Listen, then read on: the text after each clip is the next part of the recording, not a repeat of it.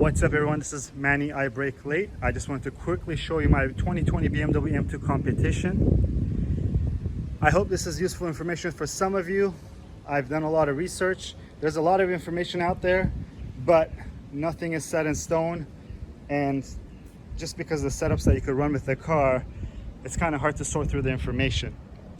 But here is my M2 Competition. It's running 265/35 18s in the front, 295 35 18s in the back. I'm running the 18-inch EC7R Apex wheels. You're probably wondering how you're running 18s. Well, I changed the brakes. I downsized the fronts to a 380mm Brembo GTS kit, and the back is also the Brembo GTS 380 setup. It's just running a different caliper in the back than the front. I also want to say thank you so much to Glenn at Race Technologies, who really helped me out with these with the brake kit that I got.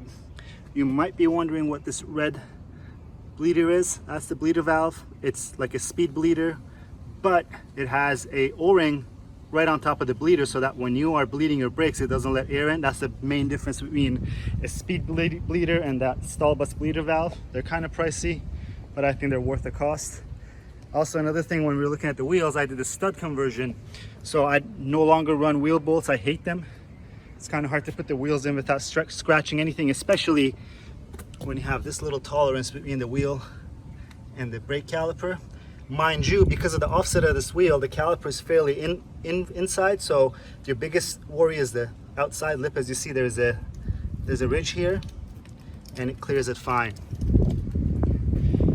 So I'm also running the Öhlins Road and Track front struts, coilovers, pretty much. And the biggest reason why I was having so many issues trying finding information is the Öhlins purchase are larger than the factory, and it compromised the inner wheel clearance.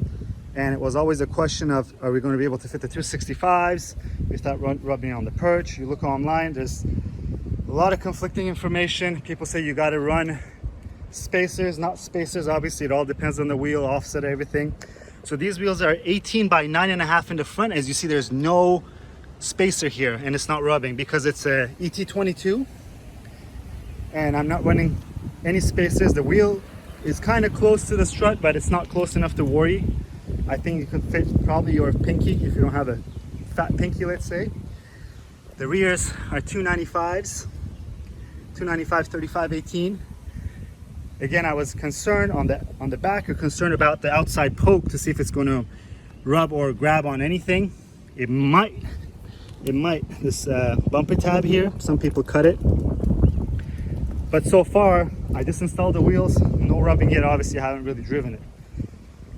Also, to be able to run the setup, you have to adjust your alignment, mainly camber. Well, all camber. The rear left side is at -2 degrees. The front left side is at -3 degrees. And the passenger side is at -2.7 and -1.7. Now you're wondering, why is the camber different from one side or another? That's intentional.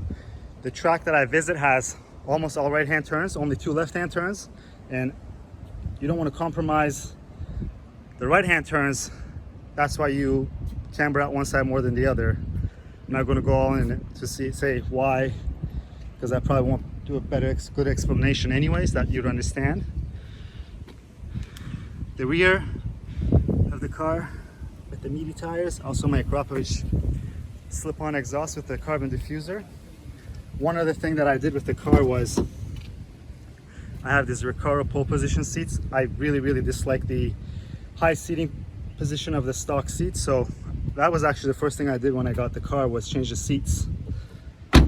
Oh, while we're here, let's pop the hood. Let's show you the ground control camber plates on it. Again, lack of information also from manufacturers. Not calling anyone out, I just want to let you know, if you start doing these things, you should be aware of some of the stuff.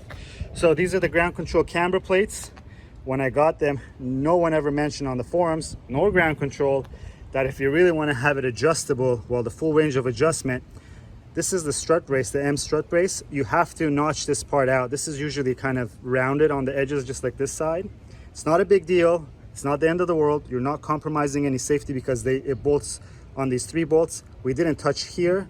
We only cut out this shape here and this shape here. This hole was already there.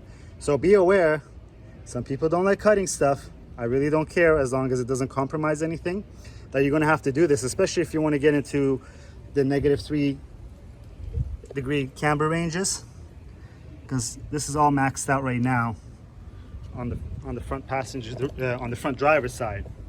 Same thing on the passenger side. Again, you'll see this probably shows you better where it was cut. You see this this round here, it was already there. It was just rounded just like here almost, and we have to cut this out just to make it easier when you want to align the car and make any changes. So yeah, all in all, that's my M2 Competition with the track setup. I also have my BBS FIRs that I run on the street. I love those wheels. Fortunately, they don't have the sizing for the size of the tires that I want to run. Mind you, they are, one wheel is pretty much worth all 4 wheels that you see on the car. Tomorrow I'm going to take it to the track. I know I'm running a stagger. A lot of people like to run square setups. I wanted to run the widest rear tire as possible, just so that we have grip coming out of the corners. It's a theory of mine. I've tried to read up on it. A lot of people who run these things over in Europe, they say the stagger is faster as long as you are able to stuff a large tire in the back while maximizing the front tire. I'll probably make a video tomorrow of my first impressions on track with the car's track setup. Thank you for watching. If you have any questions, leave them in the comments below. And if you found this useful, it would help me out. Not that I'm a big YouTuber or anything, but if you just smash that like button. Thank you guys for watching. See you next time.